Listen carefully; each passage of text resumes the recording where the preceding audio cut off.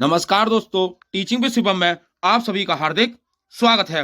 Rajasthan REET exam 2025 बाल विकास level 1 CDP के अति महत्वपूर्ण प्रश्न है। आइए देखते हैं। पहला क्वेश्चन आपकी स्क्रीन पर है। तो क्वेश्चन नंबर 1 कह रहा है कि बाल अध्ययन का पिता किसे कहा जाता है। तो बाल अध्ययन का पिता किसे कहा जाता है? Option number A Stanley Hall, B Hurlock, C Comenius और डी कहता है पेस्टोलॉजी। तो भैया अगर हम बात करें किसकी, बाल अध्ययन का पिता किसे कहा जाता है, तो बाल अध्ययन का पिता कहा जाता है स्टैनले हॉल को। और इन्होंने ही जो किशोर अवस्था थी इसे बताया था आंधी और तूफान की अवस्था। तो स्टैनले हॉल एक करेक्ट आंसर है। आइए नेक्स्ट अगला क्वेश्चन आपकी स्क्रीन पर है। बाल विकास का अध्ययन क्षेत्र है। तो बाल विकास का अध्ययन क्षेत्र क्या है?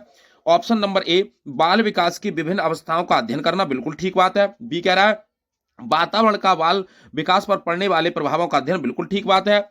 ऑप्शन सी कह रहा है व्यक्तिगत भिन्नताओं का अध्ययन करना, बिल्कुल ठीक है। तो ऑप्शन नंबर डी इस प्रश्न का करेक्ट जवाब हो जाएगा ऑप्शन नंबर डी, उपयुक्त सभी। आइए नेक्स्ट अगला क्वेश्चन देखते हैं।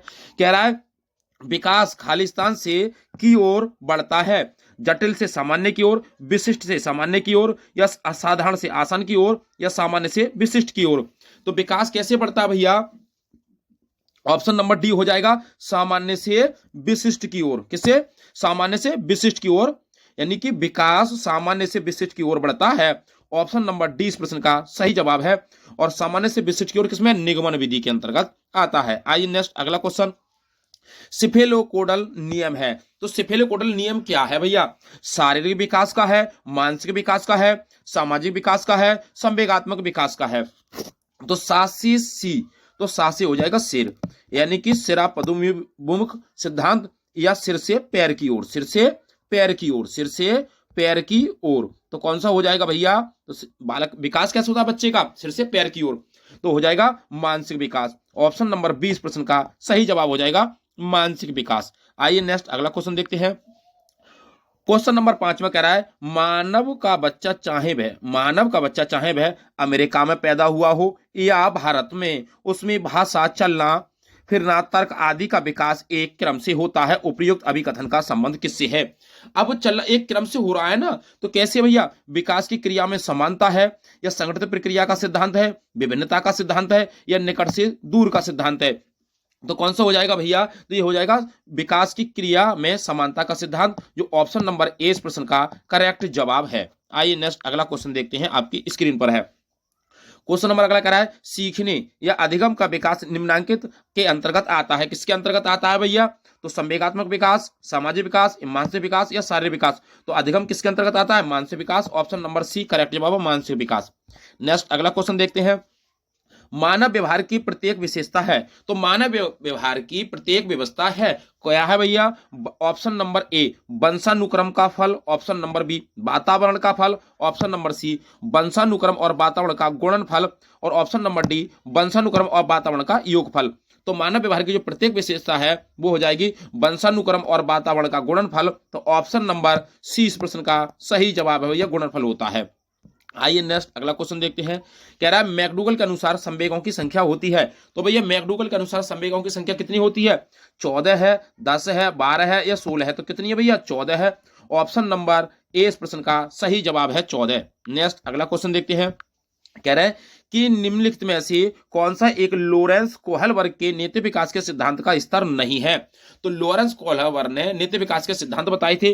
तो ऑप्शन नंबर ए परंपरागत स्तर, पूर्व नैतिक स्तर, संक्रियात्मक स्तर, या आत्म स्वीकार्य नैतिक सिद्धांत स्तर। तो कौन सा नहीं बताया था? तो इन्होंने नहीं बताया था भैया कौन सा, जो डी ऑप्शन वाला हो जाएगा आत्म स्वीकार्य नैतिक सिद्धांत स्तर, ये इन्होंने नहीं बताया था। आइए नेक्स्ट अगला क्वेश्चन है। किस प्रकार के विकास में आनुवंशिकता का अपेक्षाकृत अधिक प्रभाव होता है? तो कौन से विकास में आनुवंशिकता का अपेक्षाकृत अधिक प्रभाव होता है? सामाजिक में, संज्ञानात्मक, शारीरिक में, या नैतिक में? तो किसमें भैया? संज्ञानात्मक में। ऑप्शन नंबर बी सही जवाब हो जाएगा संज्ञानात्मक। आइए नेक्स्ट अगला क्वेश्चन देखते हैं। किशोर अवस्था में आहार संबंधी विकार कौन कौन से हैं? तो एनोरेक्सिया नर्वोसा, बुलिमिया नर्वोसा और बिंगी आहार विकार। तो तीनों के तीनों है भैया किशोर अवस्था से संबंधित है। कौन सा हो जाएगा? उपयुक्त सभी हो जाएगा, जो ऑप्शन नंबर डी इस प्रश्न का करेक्ट जवाब है उपयुक्त सभी। नेक्स्ट अगला क्वेश्चन है। पियाजे के अनुसार वस्तु स्थायित्व और गामक क्रियाओं द्वारा अभिव्यक्ति किस अवस्था में देखी जा सकती है? ऑप्शन नंबर ए इंद्रिय जनित गामक अवस्था, जिसकी उम्र थी 0 से 2 वर्ष। मूर्त संक्रियात्मक अवस्था भैया, पूर्व संक्रियात्मक अवस्था, अगली औपचारिक संक्रियात्मक अवस्था, इसकी उम्र थी 11 से 15 वर्ष। और पूर्व क्या करें, पूर्व संक्रियात्मक अवस्था 7 से 11 यानी कि 2 से 7, और अगर मूर्त की बात करें तो भैया 7 से 11 वर्ष हो जाएगी। तो ऑप्शन नंबर इसका हो जाएगा इंद्रिय जनित गामक अवस्था में होता है। इंद्रिय जनित गामक अवस्था में वस्तु स्थिति का गुण आ जाता है। आइए नेक्स्ट अगला क्वेश्चन है, कह रहे हैं कि विकास के कौन से सिद्धांत में व्यक्ति और उसके परिवेश जो उस पर प्रभाव डालते हैं के मध्य अंतःक्रिया पर ध्यान दिया जाता है। ये कथन किसका है भैया, किसका सिद्धांत है? ब्रोन फैन बेनेरर का विकास का पारिस्थितिक सिद्धांत, एरिक्सन का मनोसामाजिक सिद्धांत, जीन पियाजे का संज्ञानात्मक विकास का सिद्धांत, ब्रूनर का संज्ञानात्मक विकास का सिद्धांत। तो कह रहा है कि भाई एक सिद्धांत है जो व्यक्ति और उसके परिवेश जो उस पर प्रभाव डालते हैं और उसके जो मध्य अंतःक्रिया होती है उस पर ध्यान दिया जाता है। तो यह सिद्धांत है पारिस्थितिकी परक, ब्रोन फैन बेनेरर का विकास का पारिस्थितिकी परक सिद्धांत है, जो ए ऑप्शन इसका सही जवाब हो जाएगा भाई। नेक्स्ट अगला क्वेश्चन देखते हैं, ब्रिजेस के अनुसार उत्तेजना भाग है। तो ब्रिजेस ने बताई थी कि भाई संवेग और संज्ञान क्या होते हैं, एक दूसरे के स्वतंत्र होते हैं, एक दूसरे से क्या होते हैं, स्वतंत्र होते हैं। तो इन्होंने बताया शारीरिक विकास का सिद्धांत, मानसिक विकास या सामाजिक विकास या संवेगात्मक विकास। तो उत्तेजना किसका भाग है भैया, संवेगात्मक विकास का भाग है भैया, जो डी ऑप्शन इसका करेक्ट जवाब हो जाएगा, संवेगात्मक विकास का सिद्धांत। नेक्स्ट अगला क्वेश्चन है, एक बालक बालिका वस्तु के गर्म होने और नहीं होने के अनुसार अपने मौजूदा व्यवहार की स्कीमा में संशोधन कर लेता है। यानी कि पहले से जो उसके दिमाग में जो इमेज बनी हुई थी उसी में संशोधन कर लेता है।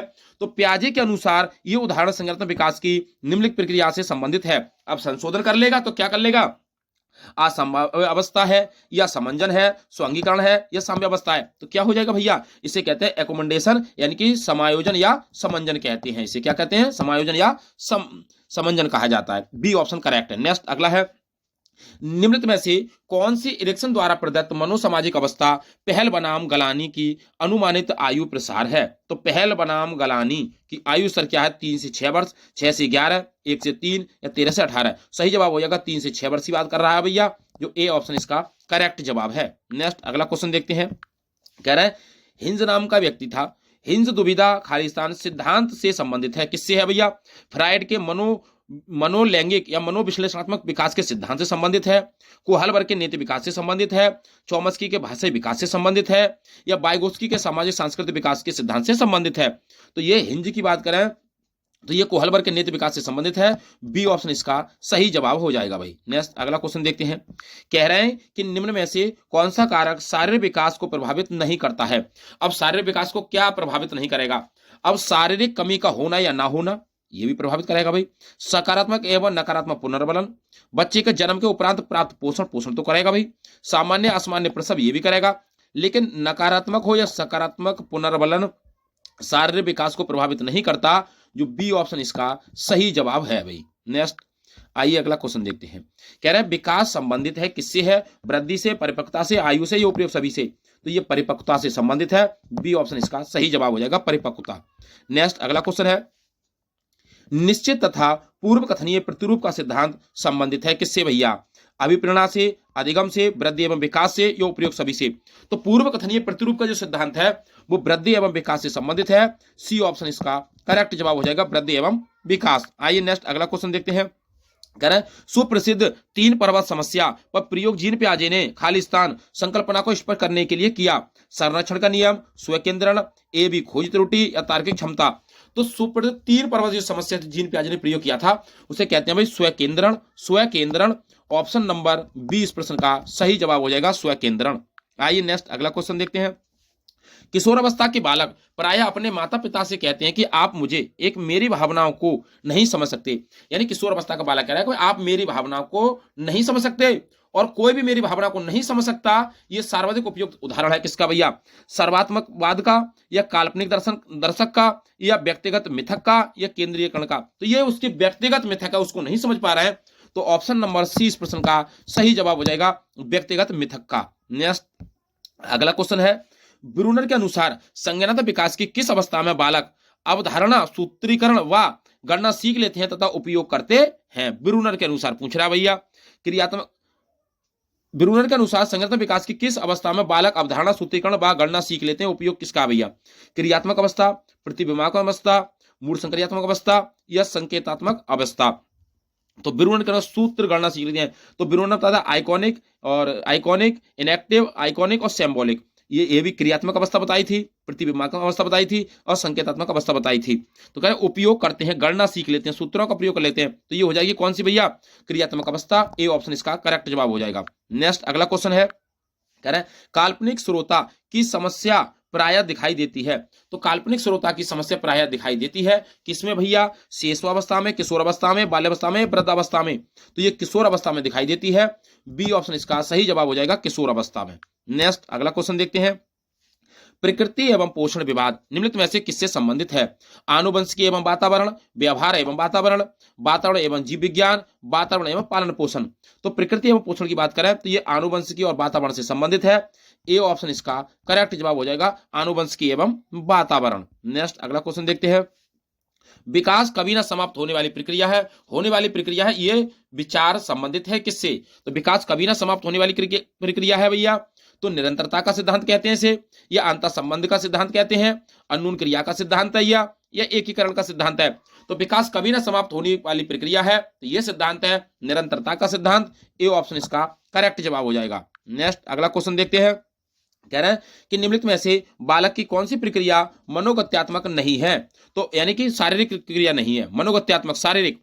तो सोचना, लिखना, गेंद फेंकना, टाइप करना, तो ये तीनों के तीनों क्या भैया? मनोगत्यात्मक है। लेकिन सोचना नहीं है, ये सोचना क्या भैया? मानसिक प्रक्रिया है। तो ए ऑप्शन इसका करेक्ट जवाब हो जाएगा, सोचना। नेक्स्ट अगला क्वेश्चन देखते हैं, अस्मिता के विकास के लिए सबसे महत्वपूर्ण समय है। तो अस्मिता के विकास के लिए सबसे महत्वपूर्ण समय क्या है भैया?